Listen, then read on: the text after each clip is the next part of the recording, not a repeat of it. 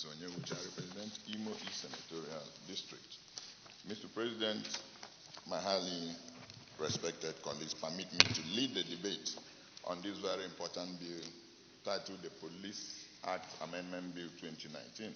This bill was read for the first time in this hallowed chamber on the 10th of October 2019.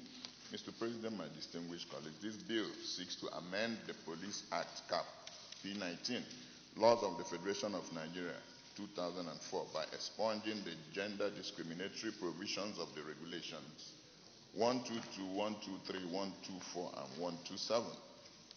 Essentially, this bill seeks to expunge the provisions of Regulation 122, 123, 124, and 127 from the Principal Act for the following reasons. 1. Regulation 122 restricts female police officers assigned to the General Duty Branch of the MPF to telephone, clerical, and office orderly duties. B. Regulation 123 prohibits women police from drilling under arms.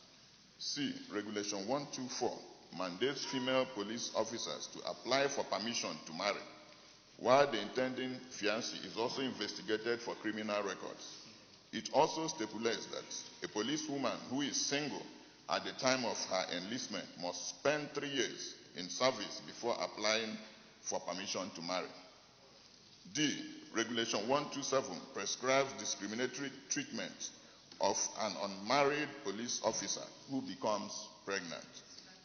Mr. President, my distinguished colleagues, the Nigerian Police Force, as established in Section 214 of the 1999 Constitution of the Federal Republic of Nigeria, has the mandate to ensure the internal security of the country.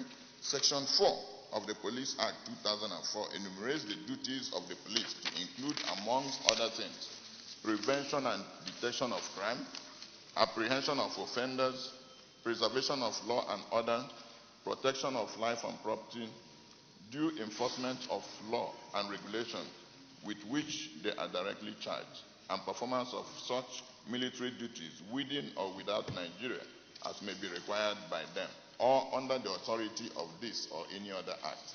However, an analysis of the Police Act and other regulatory policy documents governing the internal and external workings of the Nigerian Police Force reveals a preponderance of discriminatory regulations and workplace practices that reinforce gender discrimination. The examination of gender issues cover various spheres of policy and practice ranging from language, recruitment, training, posting to marriage, pregnancy, and childbearing. Many of the police regulations, particularly Regulation 122, 123, 124, and 127, are overtly discriminatory to female police officers. Specifically, the current regulation states that 122 employment of women police in offices.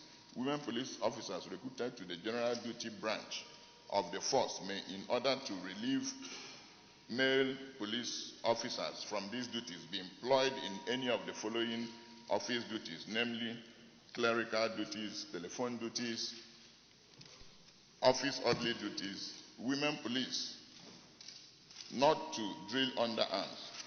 A woman police officer shall not be called upon to drill under arms or take part in any battering or riot exercise. Women police to apply for permission to marry. A woman police officer who is desirous of marrying must first apply in writing to the Commissioner of Police for the State Police Command in which she is serving, requesting permission to marry and giving the name, address, occupation of the person she intends to marry. Permission will be granted for the marriage if the intended husband is of good character and the woman police officer has served in the force for a period of not less than 3 years. Pregnancy of unmarried women police. An unmarried woman police officer who becomes pregnant shall be discharged from the force and shall not be re-enlisted except with the approval of the Inspector General.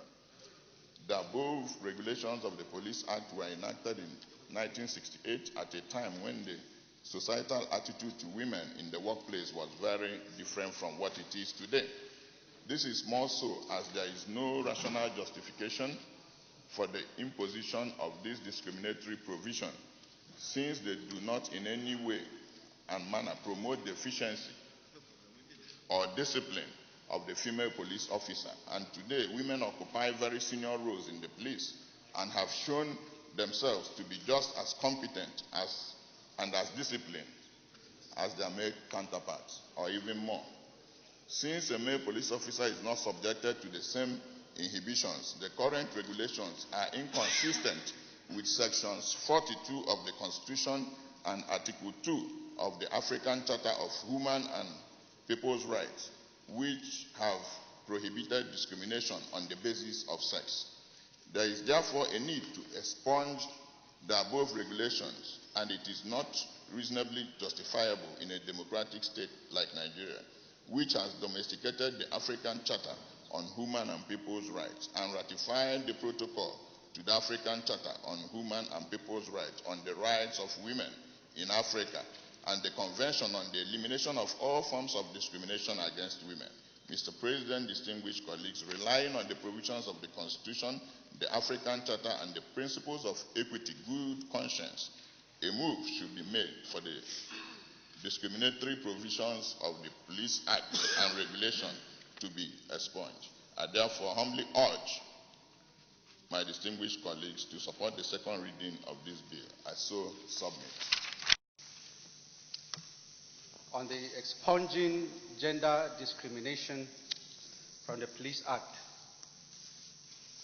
Mr. President, distinguished colleagues, to me this bill is most welcome as it widens the scope of mainstreaming women's rights in our statutes. Exposure to discrimination is one of the factors that is used in rating and ranking a country on the index of best and worst countries for a woman to live in. Of course, women's rights advocacy has come a long way, pushing through traditions and cultures that were obviously repugnant to natural justice, equity, and good conscience. As women were once held as chattels and property to be owned. Mr. President, it is said that women's rights, such as protection from sexual harassment, the right to vote and be voted, the right to hold public office, equal rights to family law, reproductive rights, and so on, are today a reality. The quest for gender equality and equity in our climb will be further strengthened by the passage of this bill. To that extent, Mr. President, I'm supporting this bill to be read a second time, as doing so will do away with discrimination and discriminatory practices that are gender biased. I so support the reading of this bill, therefore, on second reading. Thank you, Mr. President.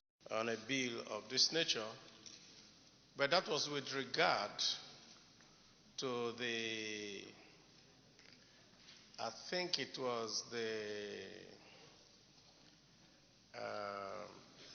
another form, either it was immigration or it was prisons, because they all have the same type of laws that were done during the colonial times. I think that time I brought it pursuant to a petition that was brought by a constituent of mine who was not allowed to marry because the force felt that the person she had brought out to marry did not have the, I think they said he didn't have a job and therefore was prone to crime or something like that. It wasn't that he was a criminal, but because he didn't have a job. So it was such a very difficult thing. And this is the kind of things that you find that is being tried to be cured by the amendment of this Police Act. I fully support this bill, that we can amend this law so that we can give dignity to our female folk, and to also ensure that what a man can do, a woman can also do it.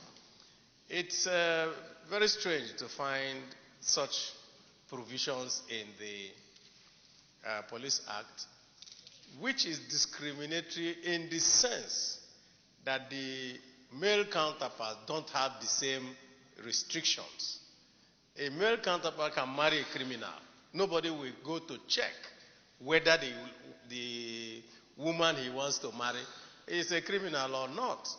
A male counterpart does not need to write to ask for permission, and such manners of those type of things. And of course, the question of not being able to bear arms and all that. And if you check today, you will find that in the detective cadre in the police, there's no woman there, because they restrict them all to, and it doesn't mean that they don't have the same brains like we as men do have. So I fully support this this bill, so that we can bring everybody to equal as the Constitution speculates. I so support. Senator Stella. It is a known fact that when they sent out the statistics last year and year before that 70% of students that came out with A class and B were female, 70%. Mr. President, it's also a known fact that when you want something done and done well and done efficiently, effectively, and diligently, you look for a female. If you want something discussed and blabbed about, then you look for men. But having said that, Mr. President, this discrimination is against our Constitution. And the fact that this bill is not coming from the police, I'm really shocked. But again, Mr. President, I don't understand, and I think we should take this very serious. Like the minority leader has said, it's not peculiar to police. All agencies, all law enforcement agencies, and globally, in UK, in all European countries, the best law enforcement personnel are female, because they've been trained to do so. But we are not doing that in Nigeria, and I think it's not fair. And so when I use the word not fair, it's not even strong enough. It's not human to do what we are currently doing to these people. How can you say that a woman should take permission before she gets pregnant? But when it suits her boss, he will impregnate her.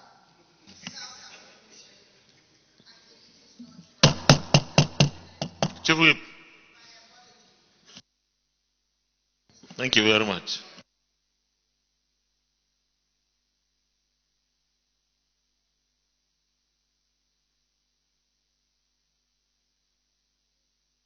Thank you. Mr. President, I want to conclude that I strongly support this particular bill, that all these horrible clauses should be expunged from the bill. We should be humane. It's not just about women, it's about humanity. It's about being fair to all, and women in particular. We are 70% of this population. Why are we being treated this way? It's totally unfair. Mr. President, dear colleagues, I wish to urge all of us to ensure that we give accelerated second reading to this and expunge these horrible clauses. Thank you, Mr. President. Senator Smatade. And again, and indeed, against the content and spirit of our Constitution. Nigeria is a democratic society, and there shouldn't be any provision that will make the women to be seen as second-class citizens. In the first instance, Mr. President, I find it difficult to comprehend that we have these provisions in the Police Act. I'm sure there must have been the carryover of the colonial master provisions for the Nigerian police when we used to have the native police in Nigeria. I want to commend my brother who is making this provision, the proposal for the amendment of this act. But Mr. President, perhaps because we're talking about the police, I want to say one or few things about the force. Mr. President, just some few days ago, I was coming from Lokoja around 1:30 a.m. and I saw young boys between the ages of 30, 35, about 100 of them riding on a motorbike. I was with a colleague of mine from the House of Reps. So I told him that these guys on motorbike around 2 a.m., it must be for some dubious activities. So we stopped over on getting to checkpoints to report to the police. The first policemen I met, 2 of them, and I said, we have about 100 young men on motorbike coming, approaching you in another 5-10 minutes. The man looked at the other person and said, if they are up to 100 and we are 2 here, he said, we better start going. And they left. We made the second checkpoint. I reported the same case to them. The man said, we are only 2 here. And this motor you are seeing, we have less than half a gallon fuel. He left. Now what I'm trying to say, a few days after we landed, they started shooting on Abuja Lokoja Road, killing people. Mr. President, why commending my brother for the amendment he's proposing? There is more to the problem of Nigerian police. Perhaps it was just when President Muhammadu Buhari came on board that their salary was a bit adjusted. There are many things wrong with Nigerian police, and this amendment should be seen as the first provision or the first step towards preparing the police to meet the challenges of the present day Nigeria. Mr. President, you go to many of the police divisional headquarters. They have no money to buy fuel to chase the criminal. There are so many things against Nigerian police. It's not just looking at the provisions that are against women. But why amending these provisions, this act? We must be thinking of how to make the police more effective. Their condition of service, I'm sure many of us will not want our children to join the Nigerian police. Because it's not what anybody wants to envy. It's like they are laying down their lives. We must come out with a holistic approach to the problems challenging Nigerian police so that they can be effective. Their condition of service is something that we have to look into. The way and manner provisions that are made in the Constitution, in the money bill, gets to the divisional police offices around the local government is something we have to look into. This is the first step that we are taking. Very good, very commendable. But the problem Nigerian police, Mr. Police, You can round up.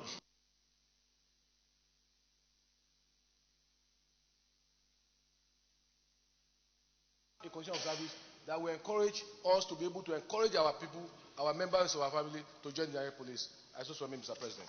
Senator Otazi. My brother Ezenwa for bringing attention to these odious clauses that are in existence. Like my brother has said, vestiges of colonial administration that are still left behind. Mr. President, my heart is pained, to learn that up to this extent in our development, that in our statute books, some clauses like this are still lurking inside them. Beyond what we are doing here today, I'm of the opinion that the Law Review Commission, as a matter of urgency, in addition to this, should look into all our statute books that concern the uniform agencies in the country and expunge and remove them from our statute books. Is dehumanizing.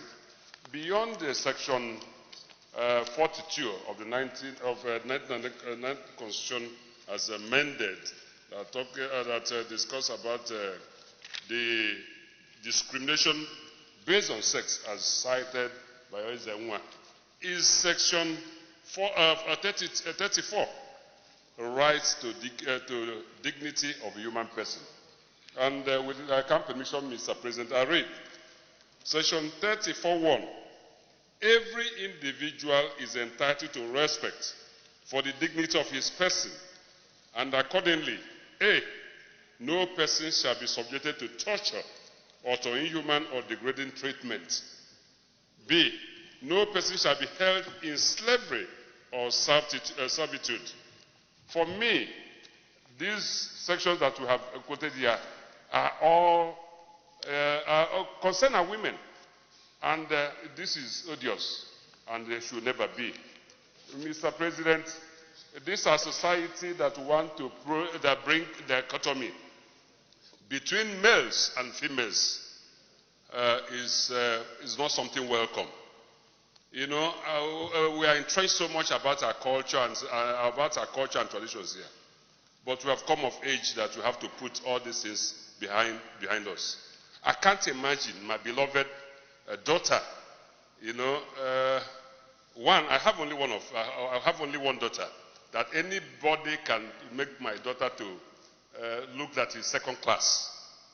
In my home, Mr. President, I'll tell you, my daughter is my first issue in my family, and I've always told the siblings under her that this is number one, that nobody can deprive her of her position in life given to her by God, and that she doesn't, that all the males that behind her cannot dictate. She's the head after myself and my wife. I feel burdened and worried that in this society we are still talking about female and male. Is something that we should abrogate and very seriously do that, Mr. President. And I believe that the first step of doing that is this that is before us here. And then the Law Commission to go back and remove all these things and remove all this discrimination against women. I thank you so much, Mr. President. Senator Okejeff. Thank you, Mr. President. Okejeff. I represent Benue Northwest.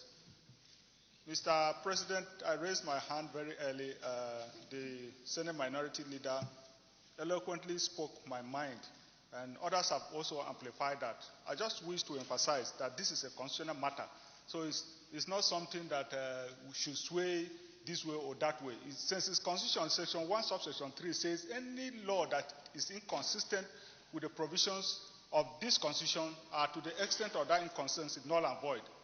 It has been established here that this is a law that predates our independence even. This is a law that was put in place even before we got independence. So it's not surprising that the colonial masters put it there, because that was the way they behaved. It is surprising that we have allowed it to linger on nearly 60 years on. So I think it's not a matter for further argument. It is completely at variance with our constitution, so we should have no problems at all taking it out of our constitution, and in fact other laws that are of this nature. Thank you. Thank you. Senator Roger Sokora. Constitutional review. I think it's high time we take the bull by the horns and revisit some of these primitive laws that have been made that have kept our nation in bondage of some sort, and take a decisive decision to get rid of it and give us a constitution that will make us more progressive and more modern in our lives. So I support this bill and the move for a constitutional review. Now read a second time. Say aye. Those against say nay. Ayes have. Clerk of the Senate. Mr. President, distinguished senators, the bill for an act to amend the Police Act, Cap P19, Laws of the Federation of Nigeria, 2004, and expunge the gender discriminatory provisions of regulations 122, 123, 124, and 127, and for other related matters. Be part of our laws. But I will also encourage us to look back into the other services, the immigration, the prison service, and other similar paramilitary agencies to find out if this kind of obnoxious, systemic discrimination against women are there, so that we are able to deal with them expeditiously. Thank you very much.